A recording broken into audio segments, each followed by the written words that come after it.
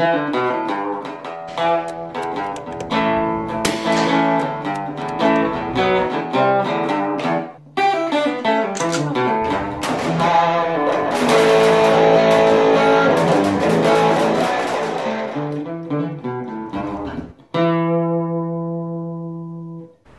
of the questions I get asked a lot is really, what is my perspective on the biblical view of concealed carry? If you are a Christian, a lot of Christians have a problem with concealing and carrying. And a lot of that has to do with the way they are interpreting biblical principles and that sort of thing. So specifically, this video is going to address a certain story in the Bible that talks about the importance of carrying a weapon in an effort to protect your home, your family, and yourself. So we're going to get right to it. We're going to take a look at the book of Nehemiah, and this is an awesome example of why good Christians should be carrying. Now in Nehemiah, what's taking place, a little backstory here.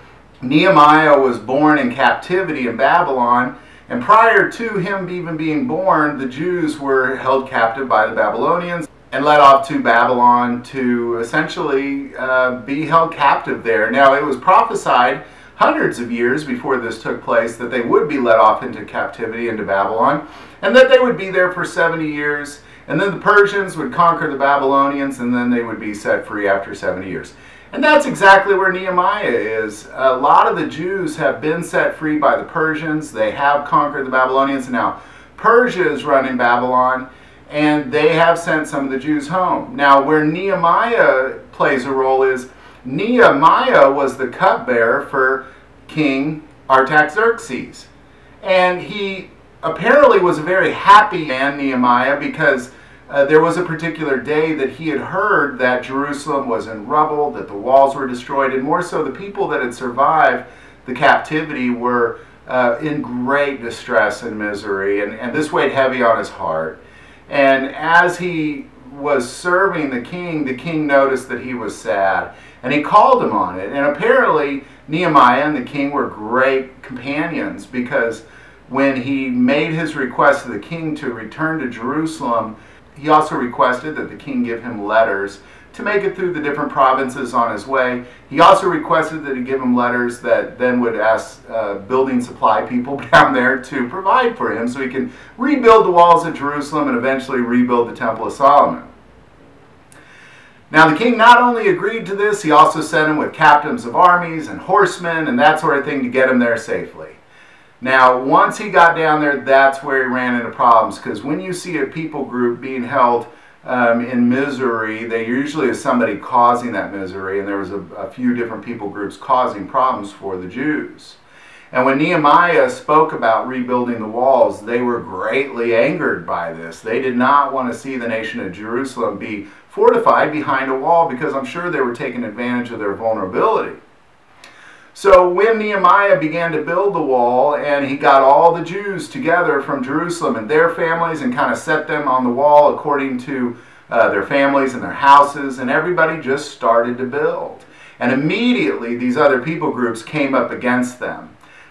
They surrounded them and said they were just these walls would not hold, and that they were going to kill them. So I'm going to pick up right at that moment and see, what does the Bible say about protecting your family and your home with a concealed weapon. So we're going to pick up in Nehemiah 4:9, where it says, "Nevertheless, we made our prayer to our God, and because of them we set a watch against them day and night. Then Judah said, the strength of the laborers is failing, and there is so much rubbish that we are not able to build the wall. And our adversaries said, they will neither know nor see anything till we come into their midst and kill them and cause this work to cease. So it was, when the Jews who dwelt near them came, that they told us 10 times, for whatever place you turn, they will be upon us. And therefore I positioned men behind the lower parts of the wall at the openings, and I set the people according to their families, with their swords, their spears, and their bows." So what Nehemiah is doing is he's setting people on the wall according to their families, and as people are working, there's also people in those families holding spears and bows and swords, protecting the workers.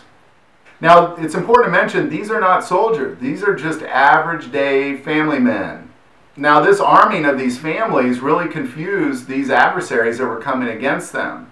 And we pick up in verse 16 where it says, "So it was from that time on that half of my servants worked at construction, while the other half held spears, and shields and bows and wore armor, and the leaders were behind all the houses of Judah.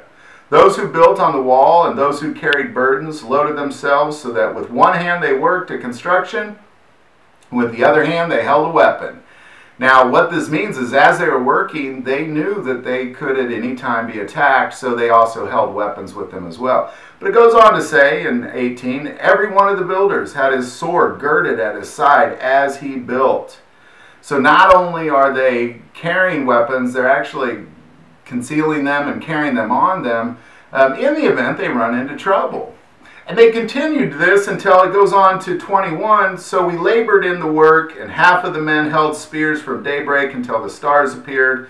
And at the same time I also said to the people, let each man and his servants stay at night in Jerusalem, that they may be our guard by night and a working party by day. So neither I, my brethren, my servants, nor the men of the guard who followed me took off their clothes, except that everyone took them off for washing." So really what's taking place here is that Nehemiah and the Jews of Jerusalem had essentially armed themselves, and at many times during this they called out to God, and God blessed them and they blessed their works. And more so, I'm going to kind of go back to verse 13 to talk about, well, did God really bless this effort? I mean, here they are, these are laborers, and they are arming themselves and carrying a sidearm on them to protect themselves and their families. And it says in 13, "Therefore I positioned men behind the lower parts of the wall at the openings, and I set the people according to their families with their swords and their spears and their bows. And I looked and I arose and said to the nobles, to the leaders, and to the rest of the people, do not be afraid of them. Remember the Lord, great and awesome, and fight for your brethren, your sons, your daughters, your wives, and your houses." Now this is critical because God is going to bless you if you are defending your brethren, if you are defending your families, if you are defending your houses. You know, we're not meant to just pick up arms and be bullies or pick up arms and be militia. But we are not meant to just be defenseless. Now, Jerusalem was a defenseless nation. I don't know about your neighborhood, but mine does not have a wall around it. And I feel a strong desire that if I need to protect my family, I definitely am going to have my sword girded at my side at all times. So there you go. You know, again, if you're struggling as a Christian with whether or not God's okay with you carrying a concealed weapon or carrying a firearm at all, be rest assured. Take a look at Nehemiah chapters 1 through 5 and just see how God blessed them through their efforts and through their abilities to protect themselves, their families, and of course their houses. If you like this video, click like and subscribe. You can also now find us on Facebook under God, Family, and Guns. But most importantly, this YouTube channel is a ministry to us, and we take prayer requests, so please don't ever hesitate to send that stuff in. Thank you for watching this episode of God, Family, and Guns. And as always, love God, love your family, and love guns.